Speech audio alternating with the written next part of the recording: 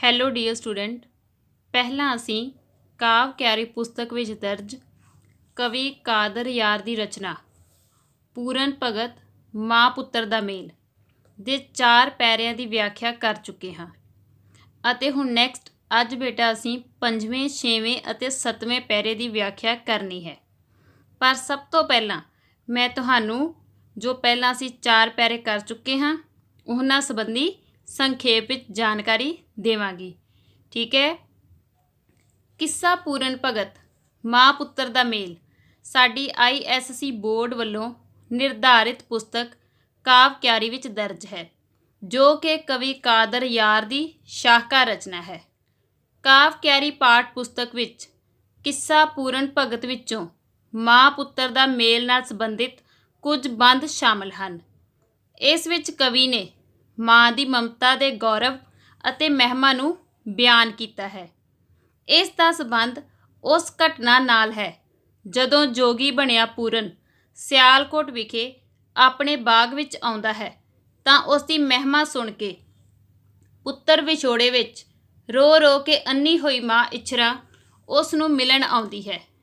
ਇਸ ਲਈ ਉਹ ਲੋਕਾਂ ਨੂੰ ਪੁੱਛਦੀ ਫਿਰਦੀ ਹੈ ਕਿ ਉਹ ਉਸ ਨੂੰ ਸੱਚ-ਸੱਚ ਦੱਸ ਦੇਣ ਕਿ ਸੱਚਮੁੱਚ ਹੀ ਕੋਈ ਜੋਗੀ ਉਸ ਦੇ ਪੁੱਤਰ ਦੇ ਉਜੜੇ ਹੋਏ ਬਾਗ ਨੂੰ ਹਰਿਆ ਭਰਿਆ ਕਰਨ ਦੇ ਲਈ ਆਇਆ ਹੈ। ਜੇਕਰ ਇਹ ਗੱਲ ਸੱਚੀ ਹੈ ਤਾਂ ਉਹ ਵੀ ਉਸ ਜੋਗੀ ਕੋਲ ਜਾ ਕੇ ਆਪਣੇ ਪੁੱਤਰ ਵਿਛੋੜੇ ਦੇ ਦੁੱਖ ਵਿੱਚ ਰੋ ਰੋ ਕੇ ਅੰਨੀਆਂ ਹੋਈਆਂ ਅੱਖਾਂ ਲਈ ਦਾਰੂ ਲੈ ਆਵੇ, ਕਿਉਂਕਿ ਜਦੋਂ ਦਾ ਉਸ ਦਾ ਪੁੱਤਰ ਪੂਰਨ ਉੱਥੋਂ ਗਿਆ ਹੈ ਉਸ ਦੇ ਜਿਉਣ ਦਾ ਕੋਈ ਸਵਾਦ ਹੀ ਨਹੀਂ ਰਹਿ ਗਿਆ। ਇਸ ਲਈ ਜੇਕਰ ਉਹ ਜੋਗੀ ਉਸ ਦੀਆਂ ਅੰਨੀਆਂ ਹੋਈਆਂ ਅੱਖਾਂ ਠੀਕ ਕਰ ਦੇਵੇ, ਭਾਵ ਉਸ ਦਾ ਆਪਣੇ ਪੁੱਤਰ ਨਾਲ ਮਿਲਾਪ ਕਰਵਾ ਦੇਵੇ, ਤਾਂ ਉਹ ਉਸ ਜੋਗੀ ਤੋਂ ਵਾਰੇ-ਵਾਰੇ ਜਾਵੇਗੀ। ਇਸ ਤਰ੍ਹਾਂ ਜਦੋਂ ਮਾਤਾ ਇੱਛਰਾਂ ਆਪਣੇ ਜੋਗੀ ਬਣੇ ਪੁੱਤਰ ਪੂਰਨ ਨੂੰ ਮਿਲਣ ਆਉਂਦੀ ਹੈ ਤਾਂ ਉਹ ਰਾਹ ਵਿੱਚ ਆਉਣ ਵਾਲੇ ਕੰਡਿਆਂ ਅਤੇ ਰੋੜਿਆਂ ਦੀ ਚੋਭ ਤੇ ਠੇਡਿਆਂ ਦੀ ਦਰਦ ਨਾਲ ਬੇਹੋਸ਼ ਹੋ ਜਾਂਦੀ ਹੈ, ਕਿਉਂਕਿ ਉਸ ਨੂੰ ਅੱਖੋਂ ਅੰਨੀ ਹੋਣ ਕਾਰਨ ਰਾਹ ਵਿਚਲੇ ਕੰਡੇ ਦਿਖਾਈ ਨਹੀਂ ਦਿੰਦੇ। ਪਰ ਜਦੋਂ ਪੂਰਨ ਮਾਤਾ ਇੱਛਰਾਂ ਦੀ ਅਜਿਹੀ ਤਰਸਯੋਗ ਹਾਲਤ ਵੇਖਦਾ ਹੈ ਤਾਂ ਉਹ ਵੀ ਭਾਵੁਕ ਹੋ ਜਾਂਦਾ ਹੈ ਤੇ ਉਸ ਦੀਆਂ ਅੱਖਾਂ ਵੀ ਭਰ ਆਉਂਦੀਆਂ ਹਨ। ਉਸ ਸਮੇਂ ਪੂਰਨ ਦੀ ਅਜਿਹੀ ਹਾਲਤ ਵੇਖ ਕੇ ਕੋਲ ਬੈਠੇ ਬੰਦੇ ਵੀ ਹੈਰਾਨ ਹੋ ਜਾਂਦੇ ਹਨ। ਇਸ ਉਪਰੰਤ ਪੂਰਨ ਆਪਣੀ ਮਾਂ ਇੱਛਰਾਂ ਨਾਲ ਦੁੱਖ ਵੰਡਾਉਂਦੇ ਹੋਏ ਉਸ ਨੂੰ ਆਖਦਾ ਹੈ ਕਿ ਉਸ ਦੇ ਨਾਲ ਜੋ ਵੀ ਭਾਣਾ ਵਾਪਰਿਆ ਹੈ ਉਹ ਉਸ ਬਾਰੇ ਉਸ ਨੂੰ ਸੰਖੇਪ ਵਿੱਚ ਦੱਸੇ। ਪਰ ਮਾਤਾ ਇੱਛਰਾਂ ਉਸ ਨੂੰ ਜਵਾਬ ਦਿੰਦੇ ਹੋਏ ਆਖਦੀ ਹੈ ਕਿ ਉਹ ਉਸ ਦੇ ਦੁੱਖ ਨਾ ਫੋਲੇ, ਕਿਉਂਕਿ ਪੁੱਤਰ ਵਿਛੋੜੇ ਦੇ ਕਾਰਨ ਉਸ ਦੇ ਲਈ ਚੁਫੇਰੇ ਹਨੇਰ ਪੈ ਗਿਆ ਹੈ। ਉਸ ਸਮੇਂ ਪੂਰਨ ਮਾਤਾ ਇੱਛਰਾਂ ਨੂੰ ਹੌਸਲਾ ਦਿੰਦੇ ਹੋਏ ਆਖਦਾ ਹੈ ਕਿ ਉਹ ਆਪਣੇ ਪੁੱਤਰ ਨੂੰ ਯਾਦ ਕਰਕੇ ਨਾ ਰੋਵੇ, ਕਿਉਂਕਿ ਮਰੇ ਹੋਏ ਇਨਸਾਨ ਮੁੜ ਕੇ ਵਾਪਸ ਨਹੀਂ ਆਉਂਦੇ। ਉਹ ਉਸ ਨੂੰ ਆਖਦਾ ਹੈ ਕਿ ਅਰਜਨ ਵਰਗਾ ਬਹਾਦਰ ਵੀਰ ਵੀ ਆਪਣੇ ਪੁੱਤਰ ਅਭਿਮਨਿਊ ਦੇ ਜੰਗ ਵਿੱਚ ਮਰਨ ਪਿੱਛੋਂ ਧਾਹਾਂ ਮਾਰ ਕੇ ਰੋਇਆ ਸੀ, ਕਿਉਂਕਿ ਉਸ ਦੇ ਪੁੱਤਰ ਅਭਿਮਨਿਊ ਵਰਗਾ ਕੋਈ ਹੋਰ ਅਭਿਮਨਿਊ ਪੈਦਾ ਨਹੀਂ ਹੋ ਸਕਿਆ ਸੀ। ਓਕੇ ਬੇਟਾ, ਇੱਥੇ ਤੱਕ ਪਹਿਲਾਂ ਅਸੀਂ ਵਿਆਖਿਆ ਕਰ ਚੁੱਕੇ ਸੀ ਅਤੇ ਹੁਣ ਨੈਕਸਟ ਬੇਟਾ ਅਸੀਂ 5th ਪੈਰੇ ਤੋਂ ਵਿਆਖਿਆ ਸ਼ੁਰੂ ਕਰਨੀ ਹੈ। ਸਭ ਤੋਂ ਪਹਿਲਾਂ ਬੱਚੇ ਅਸੀਂ ਇਸ ਪੈਰੇ ਨੂੰ ਰੀਡ ਕਰਾਂਗੇ। ਲਾਮ ਲਈ ਆਵਾਜ਼ ਪਛਾਣ ਮਾਤਾ, ਸੱਚ ਆਖ ਬੇਟਾ ਕਿੱਥੋਂ ਆਇਆ ਹੈ, ਕਿਹੜਾ ਮੁਲਕ ਤੇਰੇ ਕਹਿੰਦਾ ਪੁੱਤਰ ਹੈ ਤੂੰ, ਕਿਹੜੀ ਮਾਏ ਕਰਮਾਂ ਵਾਲੀ ਜਾਇਆ ਹੈ, ਅੱਖੀ ਦਿਸੇ ਤਾਂ ਸੂਰ ਤੋਂ ਲੱਭ ਲਵਾਂ, ਬੋਲੀ ਵੱਲੋਂ ਤਾਂ ਪੁੱਤਰ ਪਰਤਾਇਆ ਹੈ, ਕਾਦਰ ਯਾਰ ਆਖੇ ਦੱਸ ਭੇਤ ਮੈਨੂੰ, ਜਾਂ ਮੈਂ ਭੁੱਲੀ ਜਾਂ ਰੱਬ ਮਿਲਾਇਆ ਹੈ। ਓਕੇ ਬੇਟਾ, ਹੁਣ ਨੈਕਸਟ ਅਸੀਂ ਇਸ ਪੈਰੇ ਦੇ ਵਰਡ ਮੀਨਿੰਗ ਡਿਸਕਸ ਕਰਾਂਗੇ। ਮੁਲਕ ਦੇਸ਼, ਕਹਿੰਦਾ ਕਿਸ ਦਾ, ਮਾਏ ਮਾਂ, ਕਰਮਾਂ ਵਾਲੀ ਭਾਗਾਂ ਵਾਲੀ, ਜਾਇਆ ਹੈ ਜਨਮ ਦਿੱਤਾ, ਅੱਖੀ ਅੱਖਾਂ ਤੋਂ ਨੈਕਸਟ ਵਰਡ ਹੈ ਸੂਰ ਤੋਂ ਲੱਭ ਲਵਾਂ, ਸ਼ਕਲ ਪਛਾਣ ਲੈਣਾ, ਬੋਲੀ ਭਾਸ਼ਾ, ਪਰਤਾਇਆ ਹੈ ਪਰਤ ਆਇਆ। ਨੈਕਸਟ ਹੈ ਬੇਟਾ ਭੁੱਲੀ ਗਲਤੀ ਕੀਤੀ। ਠੀਕ ਹੈ, ਹੁਣ ਇਸ ਤੋਂ ਬਾਅਦ ਅਸੀਂ ਇਸ ਪੈਰੇ ਦੀ ਵਿਆਖਿਆ ਕਰਨੀ ਹੈ, ਪਰ ਸਭ ਤੋਂ ਪਹਿਲਾਂ ਬੇਟਾ ਅਸੀਂ ਸੰਕੇਤ ਲਿਖਾਂਗੇ। ਸੰਕੇਤ ਦਾ ਹੈਡਿੰਗ ਦਿੱਤਾ। ਠੀਕ ਹੈ, ਫਸਟ ਲਾਈਨ ਦੇਖੋ ਪੈਰੇ ਦੀ, ਲਾਮ ਲਈ ਆਵਾਜ਼ ਪਛਾਣ ਮਾਤਾ। ਫਿਰ ਇਸ 'ਤੇ ਬੇਟਾ ਫਸਟ ਵਰਡ ਲੈ ਲਿਆ ਸੀ ਲਾਮ ਲਈ, ਦੈਨ ਨੈਕਸਟ ਬੇਟਾ ਡੈਸ਼ ਡੈਸ਼, ਔਰ ਉਸ ਤੋਂ ਬਾਅਦ ਪੈਰੇ ਦੀ ਲਾਸਟ ਲਾਈਨ ਦੇਖੋ, ਜਾਂ ਮੈਂ ਭੁੱਲੀ ਜਾਂ ਰੱਬ ਮਿਲਾਇਆ ਹੈ। ਠੀਕ ਹੈ, ਔਰ ਫਿਰ ਲਾਸਟ ਲਾਈਨ ਦੇ ਲਾਸਟ ਵਰਡ ਲੈ ਲਿਆ ਸੀ ਰੱਬ ਮਿਲਾਇਆ ਹੈ। ਠੀਕ ਹੈ, ਇਸ ਤੋਂ ਬਾਅਦ ਬੇਟਾ ਨੈਕਸਟ ਅਸੀਂ ਫਿਰ ਇਸ ਪੈਰੇ ਦੀ ਵਿਆਖਿਆ ਲਿਖਣੀ ਹੈ।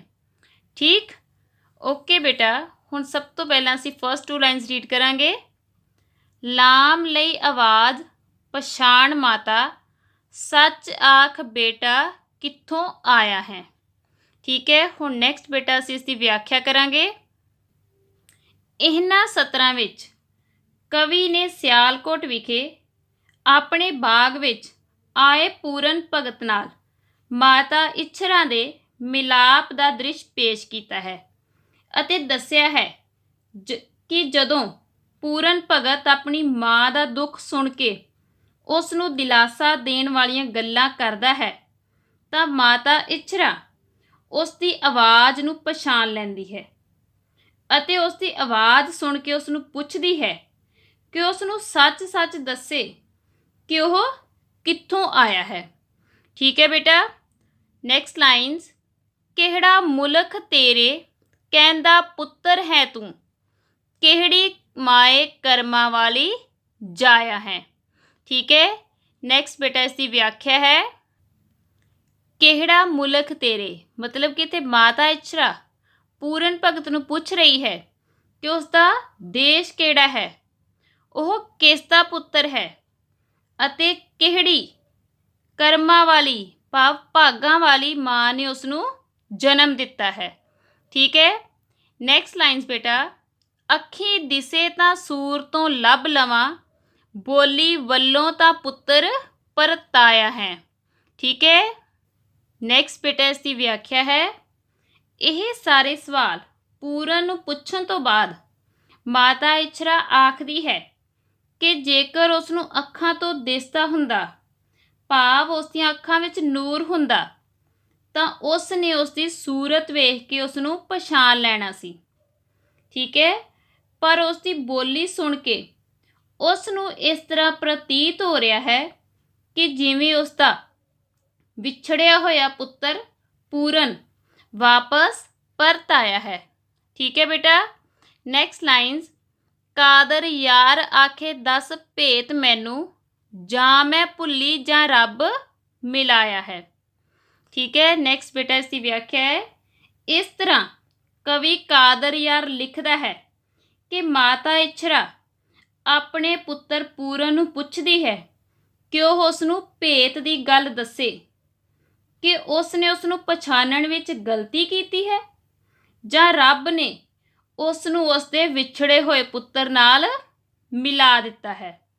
ਠੀਕ ਹੈ ਬੇਟਾ, ਹੁਣ ਨੈਕਸਟ ਬੇਟਾ ਨੈਕਸਟ ਪੈਰਾ ਦੇਖੋ। ਪਹਿਲੇ ਅਸੀਂ ਇਸ ਪੈਰੇ ਨੂੰ ਰੀਡ ਕਰਾਂਗੇ। ਅਲਫ ਆਖਦਾ ਪੂਰਨ ਭੁੱਲ ਨਹੀਂ, ਤੂੰ ਤਾਂ ਬੈਠ ਕੇ ਸਮਝ ਕਰ ਸਾਰ ਮੇਰੀ, ਟਿੱਲਾ ਮੁਲਕ ਤੇ ਪੁੱਤਰ ਨਾਥ ਦਾ ਹੀ, ਇਹ ਜੋਗ ਕਮਾਵਣੀ ਕਾਰ ਮੇਰੀ, ਮੁੱਢੋਂ ਸ਼ਹਿਰ ਉਜੈਨ ਬਰਾਦਰੀ ਦੇ, ਰਾਜ ਬੰਸੀਆਂ ਦੀ ਦੁਨੀਆਦਾਰ ਮੇਰੀ, ਕਾਦਰ ਯਾਰ ਸਲਵਾਹਨ ਦਾ ਪੁੱਤਰ ਹਾਂ ਮੈਂ, ਪੂਰਨ ਨਾਮ ਤੇ ਯਾਤ ਪਰਿਆਰ ਮੇਰੀ। ਠੀਕ ਹੈ ਬੇਟਾ, ਨੈਕਸਟ ਇਸ ਦੇ ਮੀਨਿੰਗ ਦੇਖੋ। ਸਾਰ, ਸਾਰ ਮਤਲਬ ਕਿ ਉੱਥੇ ਆਪਣੀ ਸੰਖੇਪ ਕਹਾਣੀ ਦੱਸੇ। ਠੀਕ ਹੈ, ਸੰਖੇਪ ਕਹਾਣੀ। ਨੈਕਸਟ ਬੇਟਾ ਵਰਡ ਹੈ ਮੁਲਕ, ਦੇਸ਼, ਨਾਥ, ਨਾਥ ਦਾ ਮਤਲਬ ਇੱਥੇ ਗੋਰਖਨਾਥ। ਠੀਕ ਹੈ, ਜੋਗੀ ਗੋਰਖਨਾਥ। ਨੈਕਸਟ ਬੇਟਾ ਵਰਡ ਹੈ ਯੋਗ ਕਮਾਵਨੀ, ਤਪੱਸਿਆ ਕਰਨਾ, ਕਾਰ ਕੰਮ। ਠੀਕ ਹੈ ਬੱਚੇ, ਨੈਕਸਟ ਬੇਟਾ ਇਸ ਦੀ ਅਸੀਂ ਵਿਆਖਿਆ ਕਰਨੀ ਹੈ। ਸਭ ਤੋਂ ਪਹਿਲੇ ਬੇਟਾ ਫਸਟ 2 ਲਾਈਨਸ, ਅਲਫ ਆਖਦਾ ਪੂਰਨ ਭੁੱਲ ਨਾਹੀਂ, ਤੂੰ ਤਾਂ ਬੈਠ ਕੇ ਸਮਝ ਕਰ ਸਾਰ ਮੇਰੀ। ਨੈਕਸਟ ਬੇਟਾ ਇਸ ਦੀ ਵਿਆਖਿਆ ਹੈ। ਇਹਨਾਂ ਸਤਰਾਂ ਵਿੱਚ ਪੂਰਨ ਭਗਤ ਪਹਿਲਾਂ ਆਪਣੀ ਮਾਂ ਤੋਂ ਆਪਣੀ ਹਕੀਕਤ ਛੁਪਾਉਣ ਦੀ ਕੋਸ਼ਿਸ਼ ਕਰਦਾ ਹੈ, ਪਰ ਬਾਅਦ ਵਿੱਚ ਸਭ ਕੁਝ ਸੱਚ ਦੱਸਦੇ ਹੋਏ ਮਾਤਾ ਇੱਛਰਾਂ ਨੂੰ ਆਖਦਾ ਹੈ ਕਿ ਹੇ ਮਾਂ, ਤੂੰ ਮੈਨੂੰ ਪਛਾਣਨ ਵਿੱਚ ਕੋਈ ਗਲਤੀ ਨਹੀਂ ਕੀਤੀ, ਕੋਈ ਭੁੱਲ ਨਹੀਂ ਕੀਤੀ।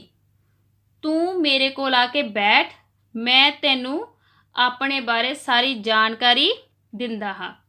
ਠੀਕ ਹੈ ਬੇਟਾ। ਨੈਕਸਟ ਲਾਈਨ ਦੇਖੋ। ਟਿੱਲਾ ਮੁਲਕ ਤੇ ਪੁੱਤਰ ਨਾਥ ਦਾ ਹੀ, ਇਹ ਯੋਗ ਕਮਾਵਨੀ ਕਾਰ ਮੇਰੀ। ਠੀਕ ਹੈ।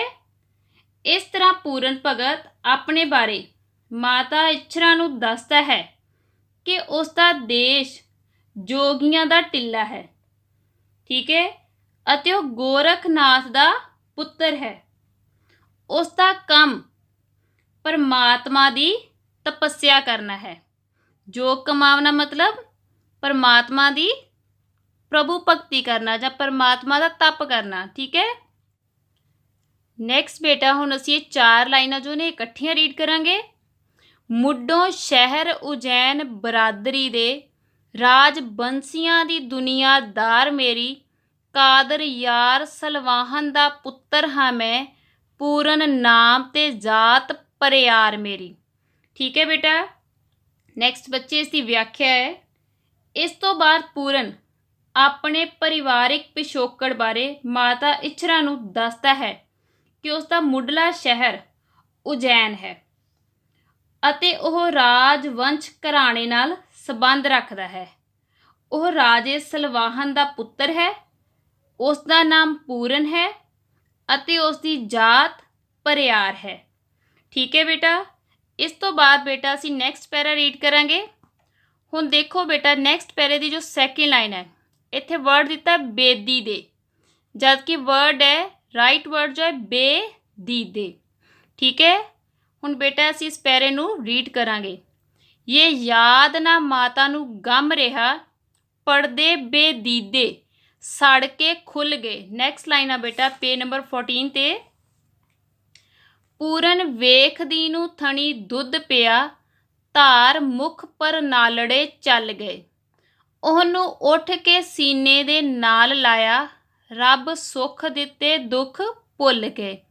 ਕਾਦਰ ਯਾਰ ਮੀਆਂ ਮਾਈ ਇੱਛਰਾਂ ਦੇ, ਸ਼ਾਨ ਸ਼ੌਕਤ ਸਭੇ ਹੋਰ ਭੁੱਲ ਗਏ। ਹੁਣ ਇਸ ਤੋਂ ਬਾਅਦ ਬੇਟਾ ਅਸੀਂ ਇਸ ਪੈਰੇ ਦੇ ਜੋ ਵਰਡ ਮੀਨਿੰਗ ਨੇ ਉਹ ਡਿਸਕਸ ਕਰਾਂਗੇ। ਫਸਟ ਵਰਡ ਬੇਟਾ ਗਮ, ਦੁੱਖ। ਠੀਕ ਹੈ। ਨੈਕਸਟ ਬੇਟਾ 14 ਪੇਜ ਦੇ ਵਰਡ ਦੇਖੋ। ਪਰਨਾਲੜੇ, ਪਰਨਾਲੇ। ਸੀਨੇ ਦੇ ਨਾਲ ਲਾਇਆ, ਛਾਤੀ ਦੇ ਨਾਲ ਲਗਾਇਆ। ਭੁੱਲ ਗਏ, ਵਿਸਰ ਗਏ। ਠੀਕ ਹੈ ਬੇਟਾ। ਹੁਣ ਇਸ ਤੋਂ ਬਾਅਦ ਅਸੀਂ ਇਸ ਪੈਰੇ ਦੀ ਵਿਆਖਿਆ ਕਰਨੀ ਹੈ। ਸਭ ਤੋਂ ਪਹਿਲਾਂ ਬੇਟਾ ਅਸੀਂ ਸੰਕੇਤ ਲਿਖਾਂਗੇ।